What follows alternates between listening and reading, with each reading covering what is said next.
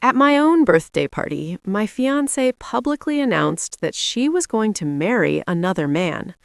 The guests exchanged awkward glances and looked at me with sympathy. To everyone's surprise, I started clapping and even offered up a ring as my blessing. I said, "May you have a long, happy marriage and many children."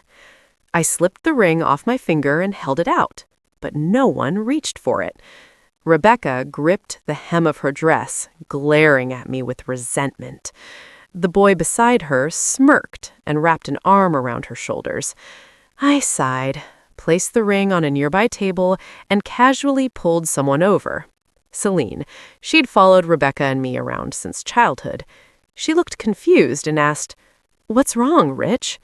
I asked her, "Have you been drinking?" She shook her head. "No."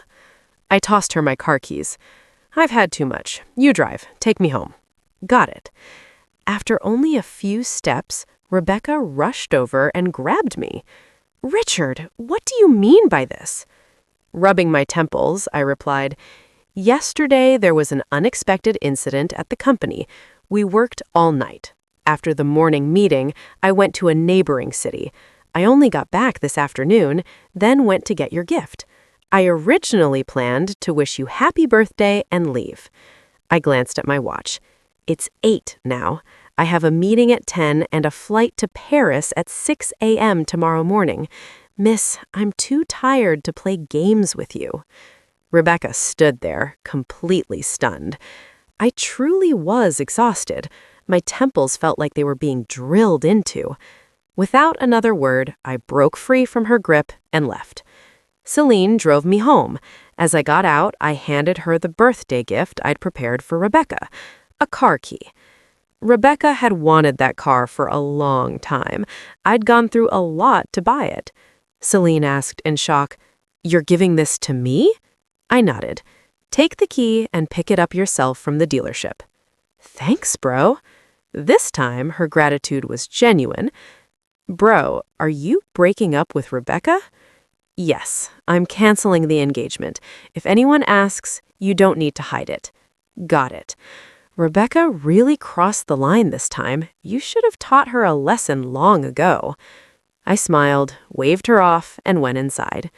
After showering, I forced myself to stay awake to finish the meeting. The moment it ended, I collapsed onto the bed. When my secretary came to wake me the next morning, I was still groggy. It felt like I hadn't slept at all, just closed my eyes briefly. My phone was flooded with unread messages and missed calls. Some asked what had happened between me and Rebecca. Others gossiped about whether we were breaking up. Some expressed concern. Most echoed Celine's view that Rebecca needed to be taught a lesson and we'd reconcile later. After all, in their eyes, I loved Rebecca so much that I'd long since lost all principles. Rebecca was the girl I liked when my feelings first awakened in high school. Back then, she was beautiful and flamboyant, bright, dazzling, impossible to ignore. I was no exception, so I confessed. "Rebecca, will you be my girlfriend?" She looked at me with faint disdain. "Top students aren't my type. I don't like goody-goodies." Because of those words, in my youthful recklessness, I did many absurd things. Smoking, drinking, skipping classes, clubbing. I started hanging out with Rebecca. Until one day, she showed up arm in arm with a refined-looking boy. "Let me introduce my boyfriend." Only then did I realize it wasn't that she didn't like good students. She just didn't like me. Rebecca couldn't swim, yet she was incredibly promiscuous. She had countless boyfriends. Later, in our sophomore year of college, I got engaged to Rebecca. Skipping the dating phase, we became fiancé and fiancée. That struck a nerve with her. She cried bitterly, then sneered. "You resorted to such despicable means just to be with me? Don't you know I'll never like you?" What did I say back then? Now I remember. "It's fine. I don't need you to like me. I just need you to marry me." From sophomore year until now, Rebecca had been my fiancée for 6 years.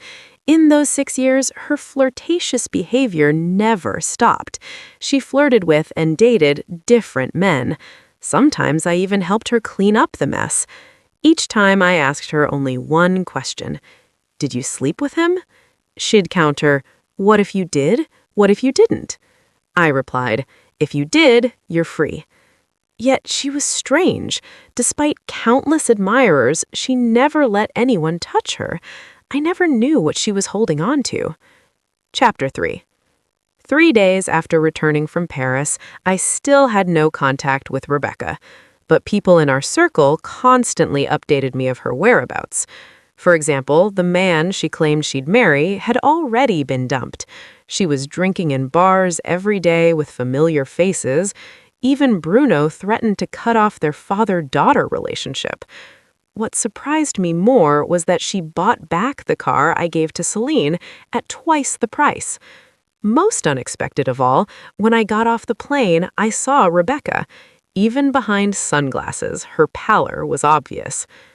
Dad wants to invite you to dinner at our place, she said. Sorry, I have other matters and can't make it. I'll call Director Liu personally to apologize. She looked at me for a long moment, then turned away, leaving behind only a cold, suit yourself. I didn't mind and drove straight home. I wasn't avoiding her, I truly had things to handle. Grandfather had called me home for dinner.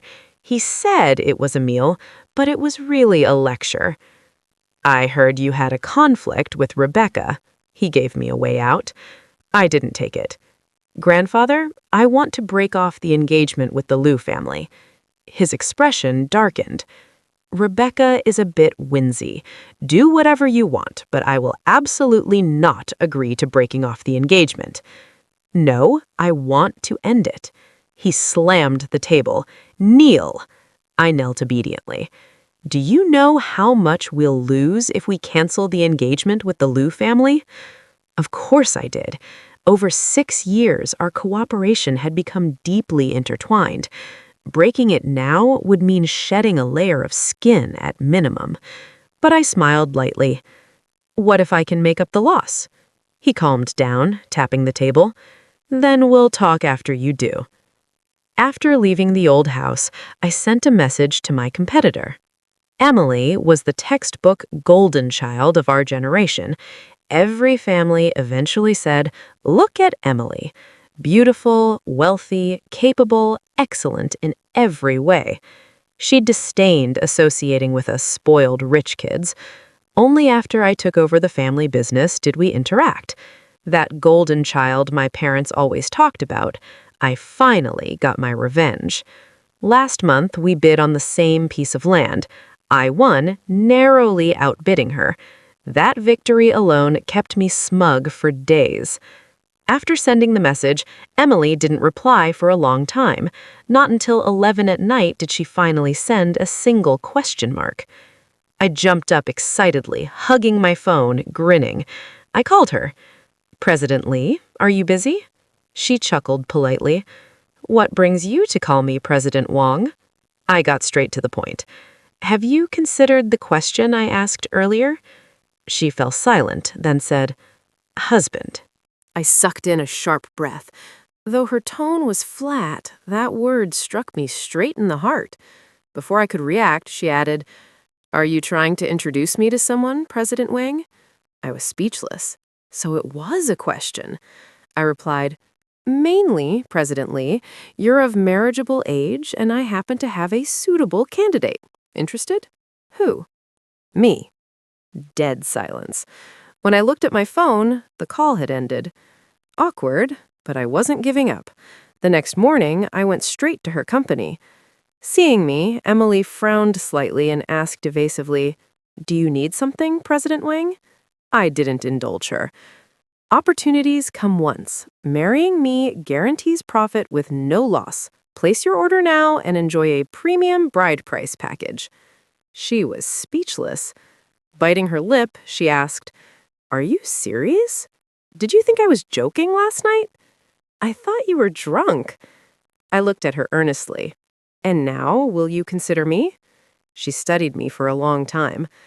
I heard you fell out with Rebecca. Seems true. But if even she doesn't want you, why should I? She didn't refuse outright. There was room to negotiate. For the new D Street project, I'll give you a 0.5% discount. 3%. 1%. 3%. 1.5%. No more. 3%. I gritted my teeth. Don't push it. 2% max. Deal. I was speechless. Emily added, It's not about the money. I just like helping others. A complete gold digger. With things settled on Emily's side, I finally felt confident enough to negotiate with the Liu family. So I arranged a meeting with Rebecca's father, Bruno. Unexpectedly, he brought Rebecca along. I hadn't seen her for a few days, and she looked even more dejected than before. Before we entered the private room, Rebecca suddenly grabbed my arm. Why didn't you call me? What? Our engagement is between the two of us. If you wanted to discuss it, why didn't you talk to me first? I looked at her quietly. Sometimes I truly envied Rebecca. Even now, she was still so naive. You're mistaken, I said calmly. Our engagement was never just between the two of us. Rebecca froze, her face turning pale. When we went inside, Chairman Liu was already seated at the head of the table.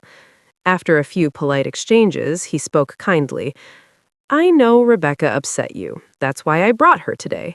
She's immature. If you have any grievances, say them freely. Uncle won't be biased. I smiled. I took the liberty to invite you today to discuss the marriage between the Wang and Liu families. Chairman Liu, I intend to dissolve this engagement. The previously relaxed atmosphere froze instantly. Rebecca jumped to her feet. I disagree. Chairman Liu's expression darkened. Sit down, you brat. Rebecca met his gaze and sneered. What's wrong? Making decisions behind my back again? You forced me into this engagement against my will, and now you're canceling it against my will. What do I even mean to you? Chairman Liu slammed the table. Then what do you want? You oppose the engagement, yet you've caused trouble for 6 years. How much embarrassment have you brought to both the Liu and Wang families? If you don't want it canceled, then what exactly are you doing? Rebecca was stunned. After a moment, she lowered her head. Chairman Liu gave her a long look. Leave. Rebecca left, but she dragged me along with her. She moved so fast, grabbing my hand and running, as if we were eloping, that I didn't even have time to react. I was completely speechless. Rebecca, what are you doing? She didn't answer. Her grip only tightened, squeezing harder and harder. I forcefully pulled my arm free, leaving 2 long red marks behind. I hissed in pain and snapped angrily. Can't you trim your claws? It was as if Rebecca suddenly came back to her senses. She glanced guiltily at the marks and asked cautiously, Are you okay? My heart tightened. I truly didn't understand what she was trying to do. I had always thought the biggest obstacle to canceling the engagement would be the Liu family. Rebecca might even help me. I never expected she would become the first roadblock. Rebecca, what exactly are you doing? Haven't you always wanted to cancel the engagement? Now that things are finally going your way, what are you making a fuss about? Hearing this, Rebecca suddenly laughed, but it looked more like she was about to cry. Going my way. Does my opinion ever matter to any of you? Have you ever asked for my consent before making decisions? I began to understand. So you feel that me proposing the cancellation hurt your pride? Fine. You can be the one to propose it. I can even tell everyone in our circle that you dumped me. I smiled faintly. Actually, there's no need to make it so complicated. Didn't you already announce that you had someone else to marry? Breaking off the engagement now is perfectly reasonable. That's over. What? Rebecca looked straight at me. I never intended to marry anyone else. I fell silent for several seconds. But you'll eventually marry someone else. That was something I suddenly realized at her birthday party.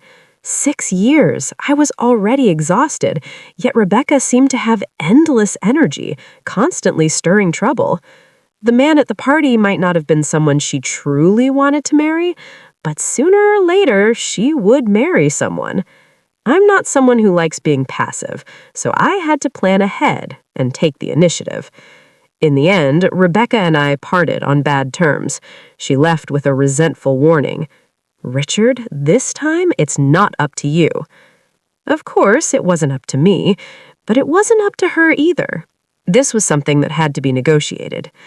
Before meeting Chairman Liu, I had already taken Emily to meet my grandfather. We ate together and chatted casually. We didn't say much. Those who understood, understood. That night, Grandfather finally relented. "I'm old. I can't manage you young people anymore. Do what you want." This time, I went straight to Chairman Liu's office. In and out within an hour, the engagement was officially canceled. We agreed to announce the news on both companies' official websites at 8 a.m. the next day. Emily asked me, "So, what exactly did you offer the Liu family?" At that moment, her usual aloofness was gone. She looked genuinely curious. After leaving the Liu Corporation, I called Emily to invite her to dinner. She told me directly to come to her place. I hesitated for a bit. Then I thought, since our relationship was about to change, it wouldn't hurt to test the waters. Turns out, I was overthinking it. She was just off that day and didn't feel like going out. There was no special hospitality. Aunt Jazz heated up 2 pre-packaged meals and opened a bottle of wine. Still, it was relaxing. "You're overthinking it," I said. "Do I look like someone who'd swallow his pride?" Emily tilted her head, clearly interested. I explained. "The Liu family doesn't really have much leverage over me. These 6 years weren't about anyone being foolish. It was mutual benefit. There's only one issue: Clearwater Bay. The Liu family invested in it. If they withdraw, that land will be stuck with me and break my capital chain. So I urgently needed someone with strong funds and the willingness to be a big, great person." I looked at her with sparkling eyes. Emily was speechless. "Don't look at me like that," she added disdainfully. "You're making me feel like a huge fool." My heart skipped a beat. Could she read my mind? I quickly said, "How could that be? You're my savior." Emily sneered, clearly unconvinced. So I teased her. "To repay your life-saving grace, I'm even offering myself. If you don't believe me, I can offer myself any time." Emily blushed. "Stop being inappropriate." Seeing that it was already 9:30, both of us picked up our phones. "We're announcing the news tomorrow," I said. "Tell me, would it be a little unkind if I short the Liu stock when the U.S. market opens?" Emily giggled softly and ignored me. Curious, I asked, "What are you doing?" When I saw her screen, I hissed, "You're being ruthless." She looked up at me. "Right back at you." I suddenly had a bad feeling. "Whose stocks did you buy?" "Of course," Emily replied calmly, "the Liu families and the Wang families." I was speechless. The next day, the news of the broken engagement was released as scheduled. The internet exploded, and so did our social circle. Calls and messages poured in asking what had happened. Overwhelmed, I posted a short message on social media.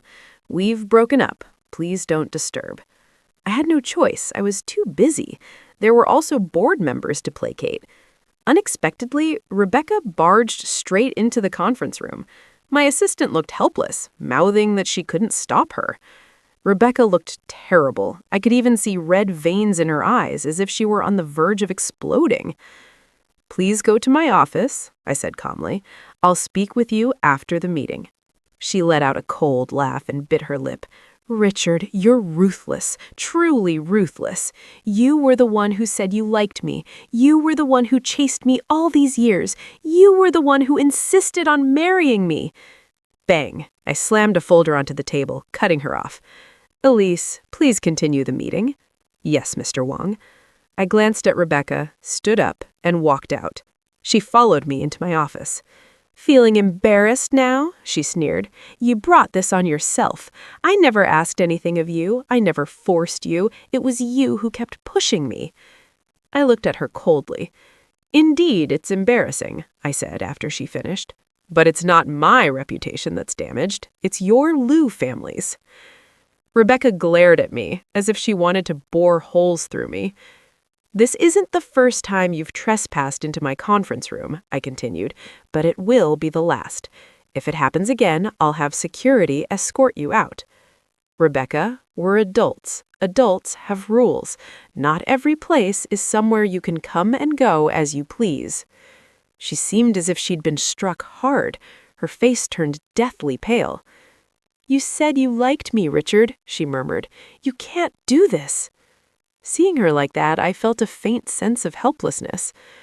"Rebecca, can you be rational?" "Yes." Curious, I asked, "What are you doing?" When I saw her screen, I hissed, "You're being ruthless." She looked up at me. "Right back at you." I suddenly had a bad feeling. "Whose stocks did you buy?" "Of course," Emily replied calmly. "The Liu families and the Wang families." I was speechless. The next day, the news of the broken engagement was released as scheduled. The internet exploded, and so did our social circle. Calls and messages poured in asking what had happened. Overwhelmed, I posted a short message on social media. "We've broken up. Please don't disturb." I had no choice. I was too busy. There were also board members to placate. Unexpectedly, Rebecca barged straight into the conference room. My assistant looked helpless, mouthing that she couldn't stop her. Rebecca looked terrible. I could even see red veins in her eyes, as if she were on the verge of exploding. "Please go to my office," I said calmly. "I'll speak with you after the meeting." She let out a cold laugh and bit her lip. "Richard, you're ruthless, truly ruthless. You were the one who said you liked me. You were the one who chased me all these years. You were the one who insisted on marrying me." Bang! I slammed a folder onto the table, cutting her off. "Elise, please continue the meeting." "Yes, Mr. Wang." I glanced at Rebecca, stood up, and walked out. She followed me into my office. "Feeling embarrassed now?" she sneered. "You brought this on yourself. I never asked anything of you. I never forced you. It was you who kept pushing me." I looked at her coldly. "Indeed, it's embarrassing," I said after she finished. "But it's not my reputation that's damaged. It's your Liu family's." Rebecca glared at me, as if she wanted to bore holes through me. "This isn't the first time you've trespassed into my conference room," I continued, "but it will be the last. If it happens again, I'll have security escort you out." "Rebecca, we're adults. Adults have rules. Not every place is somewhere you can come and go as you please." She seemed as if she'd been struck hard. Her face turned deathly pale. "You said you liked me, Richard," she murmured. "You can't do this." Seeing her like that, I felt a faint sense of helplessness. "Rebecca, can you be rational?" "Yes, I said you liked me, but when was that?" "The first time I told her I liked her was in high school. The last time I told her the same was also in high school. We were 17. Now we're 26. Almost 10 years have passed. In 10 years, my interests, tastes, and preferences have completely changed. I've long forgotten what it felt like to like you back then. And besides, does the fact that I liked you even matter to you?" Rebecca staggered back 2 steps. "So, you haven't liked me for a long time?" "Yes, I haven't." "All these years, I did so much and you reacted indifferently, as if none of it mattered. Even when I kissed other men, you acted like you didn't see it. Afterwards, you just warned them not to spread the photos. I kept testing your limits, but you never had any boundaries with me. As long as I didn't sleep with them, it was fine." She laughed bitterly. "As long as I didn't sleep with them." "Everyone thinks you're madly in love with me," she shouted, "but only I know you don't love me at all." "Why?" Rebecca screamed. "Why do you say you love me when you want to and say you don't when you don't? Why do you get to decide to get engaged and then cancel it whenever you want, Richard? Who do you think you are?" I was momentarily stunned and blurted out, "Because I have the ability to do so now." At the same time, I sensed something was wrong. "Rebecca, don't tell me you like me." Rebecca froze. Instinctively, she wanted to deny it, but she stopped herself and said nothing. I found it somewhat absurd. "Rebecca, who taught you to like someone like this?" She seemed to see a glimmer of hope. "I don't know how to like someone. I've been wrong all these years. I won't do this anymore. Let's not cancel the engagement, okay?" It was the first time she had ever spoken to me in such a humble tone, but it was unnecessary. "Rebecca," I said calmly, "over the years, my standards for choosing a partner have changed. When I was young, I liked someone beautiful and flamboyant, but now I want someone who can stand shoulder to shoulder with me, someone we can respect and understand each other. You're not suitable." Rebecca had never met my criteria for a partner. The Liu family did. I used to think that if Rebecca wanted to fool around, so be it, as long as she didn't cause me trouble. But the past few years had proven that she was trouble. Emily called me. "Your ex-fiancé is still pestering you." I chuckled. "President Lee, your information is impressively up to date." She sneered. "It's not that I'm well informed, it's that your ex-fiancé is making too much noise." I felt a headache coming on. She kept calling Rebecca my ex-fiancé. For some reason, it sounded a little sour, but I didn't think she was jealous. Emily and I were the same kind of people. If someone caused that kind of scene on her side, I wouldn't be pleased either. I quickly promised, "This is the last time, it won't happen again." She responded with a low hum. After hanging up, I told my assistant to inform the front desk that Rebecca would need an appointment if she came again. After a hectic day, I finally settled the board members. Just as the workday ended, I unexpectedly received another call from Emily. Her tone was subtle. "Your front desk asked me to make an appointment." I was speechless, but that wasn't the main issue. "You're here?" She didn't answer. I immediately understood. "Please hand the phone to the receptionist." After resolving the issue, I instructed my assistant, "In the future, if Emily comes, don't stop her. Let her come straight up." "Emily?" My assistant looked stunned. I nodded. She silently gave me a thumbs up. Emily arrived, not empty-handed. She even brought dinner. I really was hungry, but 7 or 8 packs of ready-made meals was a bit much, so I tactfully said I couldn't eat that much. Emily was speechless. "Can't I eat with you?" So we rearranged a small area in the office. We ate while discussing the Clearwater Bay project. After all, she'd be holding my lifeline in the future. I needed to be transparent with her. By the time we finished talking, we were full. "You didn't come all this way just to bring me dinner, did you?" I asked. Emily raised her eyebrow. "I've already met your grandfather. When are you planning to meet my parents with me?" Her sudden question startled me so badly that the water I was drinking got stuck in my throat. I couldn't swallow or spit it out and ended up coughing. She looked dissatisfied. "You're not planning to burn bridges after crossing them, are you?" Suppressing my cough, I hurriedly said, "How could I?" Only then did her mood soften. She reached out and patted my back. "Pathetic," she snorted. After a while, I finally calmed down. Feeling a bit helpless, I said, "To be honest, I don't have much experience dealing with elders." I shook my head and said nothing more. My parents died young. I was raised by my grandfather. As for him, he's extremely profit-oriented. He groomed me solely as an heir. Our relationship has always been based on interests. If I damaged those interests, I was punished. Feelings didn't matter. It was all business. But Emily's parents were different, because the person whose interests were tied to mine was Emily, not them. I felt a twinge of melancholy. Emily didn't mind at all. What's there to prepare for? Just cater to their preferences. My dad loves tea, and my mom loves beauty. I took a deep breath. "When?" "Next weekend." "All right, got it." Emily frowned at me. "What's wrong?" I asked. She sighed helplessly. "Don't act like you're heading for your execution." Being with Emily was comfortable. She understood boundaries and knew when to advance or retreat, never making anyone feel uncomfortable. And since being with her, I'd been making more and more money. "Could you be my lucky charm?" I asked. Emily laughed. "Your ability to attract wealth isn't bad either."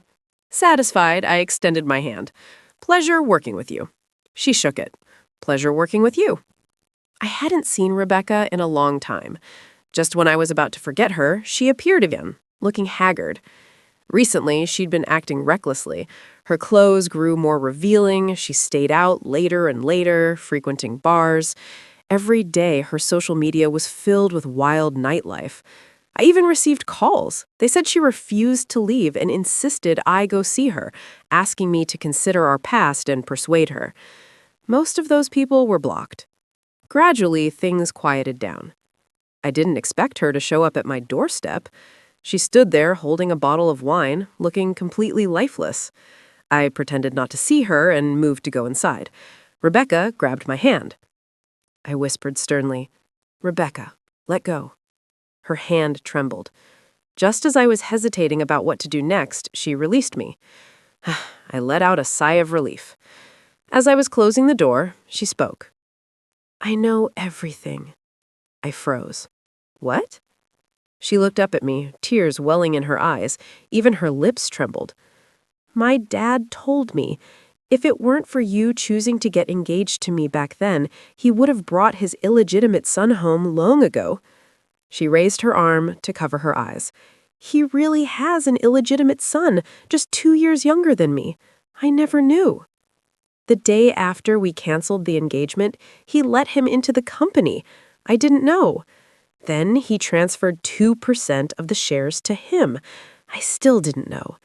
Until yesterday, when he brought him home. He said, "That's your brother," and told me to get along with him. How is that possible? Is he crazy? She laughed bitterly. He said that if it weren't for you, he wouldn't have let his daughter inherit the Liu family assets at all. He would have brought his illegitimate son back long ago. She lowered her arm, her eyes were bloodshot. "Richard, am I a complete failure?" "Yes," I said calmly, "a complete failure." She gave a bleak smile. "You really hate me. You won't even give me a little comfort." She was drunk. I didn't want to argue. She took 2 steps back and leaned against the wall. Murmuring to herself, she said, "I always seem to be the one left behind. When I was young, I rebelled against him. I thought as long as I did the opposite of what he wanted, I could make him uncomfortable. I thought indulging myself was punishing him, but he'd already given up on me. And you," she looked at me, half laughing, half crying, "I kept trying to find ways to make you value me more, but you stopped liking me a long time ago. I'm the only one going in circles while you all have moved forward. You're all moving ahead, and I'm the only one left behind. You've all abandoned me. None of you want me. No one waited for me. None of you waited." She kept repeating herself, completely lost in her emotions. I called her best friend. Not long after, she arrived in a sports car. Looking at me, she sighed. "What kind of ill-fated relationship do you two have?" I smiled, but said nothing. "Can't you give her another chance?" she asked. I shook my head. "You already called it ill-fated." She gritted her teeth and angrily helped Rebecca up. I knew she'd regret it. Serves her right. Rebecca's situation made me briefly lament youth, but beyond that, it didn't affect me much. Dealing with Emily's parents, on the other hand, was a real challenge. Emily's mother loved beauty, but cosmetics or skincare were out of the question. In the end, I chose a diamond necklace. A woman loves diamonds forever. As for Emily's father, the gift had to be tea. I had several options and planned to ask Grandpa to help decide. After looking them over, Grandpa gave me 4 words. Penny wise, pound foolish. I was helpless. "They're already expensive enough, Grandpa." He snorted. "Wait." After a while, he brought out a cake of tea. "Take this." Looking at the simple packaging, I said, "Are you trying to get me thrown out?" Grandpa rolled his eyes. "Can't you recognize a treasure? This is worth 10 times what you're holding." "Really? Get out." In the end, I took it. Why not? Before I left, Grandpa reminded me, when you go to someone else's home, speak nicely. Listen to elders. Don't argue. I was speechless. I wanted to say, "When have I ever argued?" But that would sound like arguing, so I swallowed my words. Soon, it was the weekend. I had the driver pick up Emily. The ride was suffocatingly quiet. Suddenly, Emily held my hand. "What are you doing?" I asked. "Giving you some warmth so you don't die of fright before we get there." "If I say I'm not nervous," I asked, "would you believe me?" She shook her head. I sighed. "All right, maybe a little nervous." So I wrapped an arm around her shoulders. "This," I said, "is what warmth feels like." She asked, "Are you sure you're not just taking advantage of the situation to take advantage of me?" I sneered. "Isn't that what I'm supposed to do?" She pressed her lips together and nodded. The atmosphere at the Lee household was far more harmonious than I had imagined. Emily's father did the cooking, and the food was genuinely delicious. Emily's mother seemed to exist only to be beautiful, but she truly was stunning. After all, she had once been an actress. They were very pleased with the gifts, especially Emily's mother, who put the necklace on immediately. The only strange part was how the conversation shifted after that. Emily's father asked, "So, when are you planning to get married?" Emily turned to look at me. "When are you planning to marry me?" I almost wanted to scold her. Was she deliberately pushing me into this? So I said calmly, "I can do it any time. It depends on Emily. I'll follow her decision." Emily looked at me. I raised an eyebrow at her. Then she said, "My plan is to get the marriage certificate at the end of the month and the wedding at the end of the year." I was completely stunned. Emily's mother was overjoyed and immediately started discussing wedding arrangements with us. I remained confused all the way until we left. Sure enough, talking about money really does make things easier. As we were leaving, Emily said seriously, "Let me know once you've made up your mind." Made up my mind about what? Getting the marriage certificate at the end of the month, wedding at the end of the year. She added, "In business, we need some insurance for cooperation. Isn't marriage the most natural choice?" That night, lying in bed, I started thinking about marriage. I weighed the pros and cons, analyzed gains and losses, and found myself stuck in a dilemma. But after drinking a glass of water, I suddenly had an epiphany. Emily had actually given me a false choice. I had already planned to marry her, so did it really matter whether it happened sooner or later? Obviously not. So I sent her a message, "Emily, I've thought it over." She replied with a question mark. I ignored it and went straight to sleep.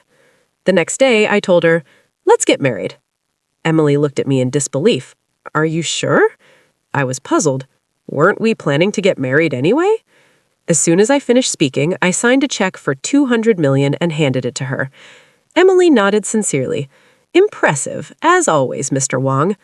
It wasn't until years later, after our daughter was born, that Emily told me, "Back then, I thought you'd give me a romantic proposal, but no, still impressive as always, Mr. Wong. Just handed me a check, no ceremony." "So why did you agree?"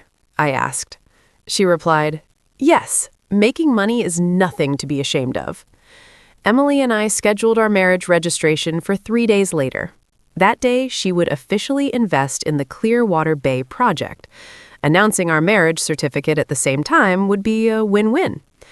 That day, someone from the Liu family came to discuss future cooperation. What I didn't expect was that the person who arrived was Rebecca.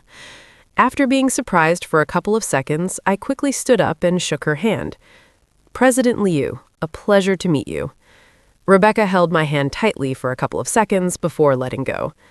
"President Wong, a pleasure to meet you." We skipped the small talk and went straight to business. What surprised me was that Rebecca didn't propose any extra conditions.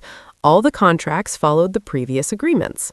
She said, "Rest assured, President Wong, our personal matters won't affect the cooperation between our families."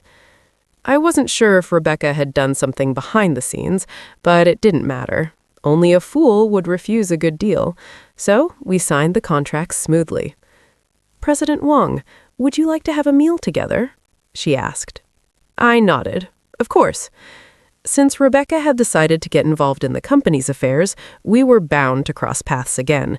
Leaving room for future interactions was the wise thing to do. Rebecca chose a restaurant I often visited, though it was my first time going there with her. She ordered dishes that suited my taste, but I pretended not to notice. I raised my glass. "Thank you for today's hospitality, President Liu. I hope we have a pleasant cooperation going forward." Rebecca smiled bitterly. Do we really need to be this distant? Now that we're no longer engaged, can't we at least be friends? The more friends, the better. I set my glass down. Of course we can.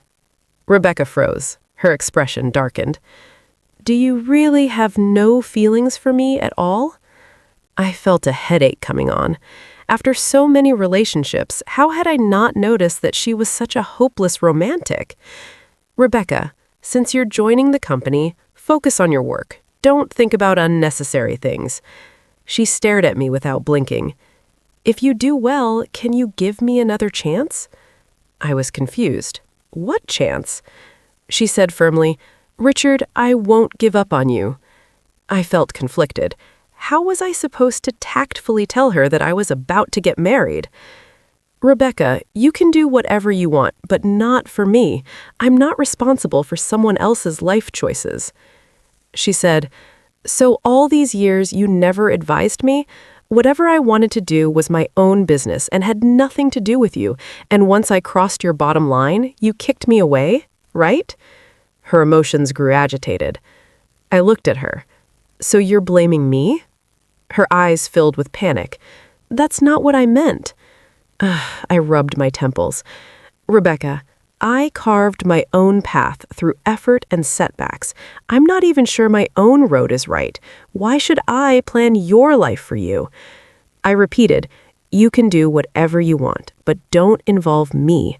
I'm not responsible for your life. I stood up to leave. Rebecca reached out to stop me. At that moment, the private room door opened. Emily walked in. I heard from the manager you were here. I stepped forward and put my arm around her shoulders. Let me introduce you. This is Emily, my wife. Ignoring Rebecca's pale face, I pulled Emily away. Using me? Emily asked in a whisper. What, aren't you? I replied. Am I? She asked with a smile. Has the law recognized it? Then can I exercise my husband's rights in advance? Emily chuckled softly and held my hand. Of course you can, hubby. It seemed I had deeply upset Rebecca. She grabbed me regardless of the setting. Don't do this, Richard. Don't treat me like this. You're lying to me, right? You're taking revenge on me, aren't you? Her eyes were full of pleading. Before I could react, Emily slapped her. Miss Liu, please have some self-respect. Rebecca covered her face, eyes blazing with rage. Get lost. Give Richard back to me. Emily smiled faintly. Miss Liu, you and Richard have already canceled your engagement. This is between Richard and me. It has nothing to do with you, Rebecca shouted, raising her hand to hit Emily. I grabbed her wrist, pulled hard, and shoved her to the ground. Are you okay? I asked Emily anxiously. Rebecca looked at me, and the light in her eyes completely went out. I sneered. Rebecca, this is pointless. Whether you truly regret it or not, our engagement is over, so swallow your emotions, even if it hurts, and stop bothering me. Emily and I went down to the underground parking lot. Before getting into the car, she suddenly pulled me. What's wrong? I asked. She smiled brightly. President Wong, you're pretty cool. I think I kind of like you. I raised my eyebrow. Just a little? She said, then a bit more. I lifted my hand and smoothed her hair. Approved by President Wong. We were partners, about to get married, possibly spending a lifetime together. I didn't mind developing feelings for Emily. 2 days later, Emily and I woke up early and rushed to the Civil Affairs Bureau. Our assistant had already taken a number for us. Shoulder to shoulder, heads close together, we took the registration photo. To be honest, my heart raced at that moment. We got our marriage certificate as quickly as possible and hurried back to the company.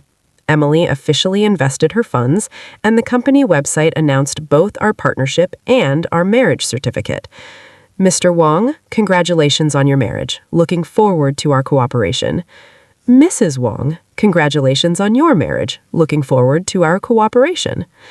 After registering our marriage, Emily and I moved in together. I bought a property close to both our workplaces. We were extremely compatible, both at work and in daily life, and my life gradually became more fulfilling. Feeling ambitious, I began expanding my business territory, venturing into any profitable industry. After forming a strong alliance, one naturally becomes bold. Gradually, Emily and I earned the nickname the money-making couple. I accepted it gladly. I hadn't heard about Rebecca in a long time. When I did, I learned she had been sent abroad. I found this curious.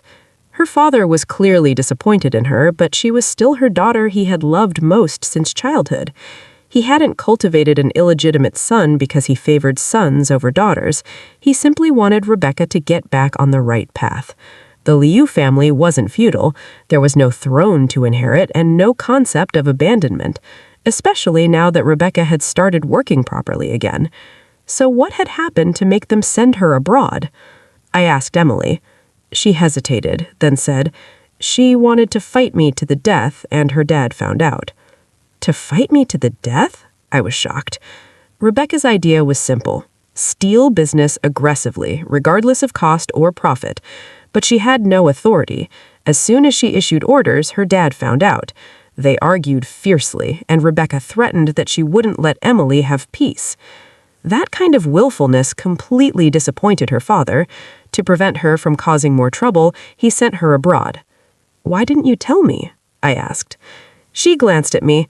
"Tell you what? That your ex-girlfriend is still obsessed with you? Are you that idle?" Of course I wasn't idle. I was extremely busy, managing business and preparing for our year-end wedding. I planned to outsource everything and accept various sponsorships. When Emily heard this, she pouted and kissed me. In the end, I could only reluctantly and helplessly compromise. That wedding was later arranged by me to be grand and dreamlike.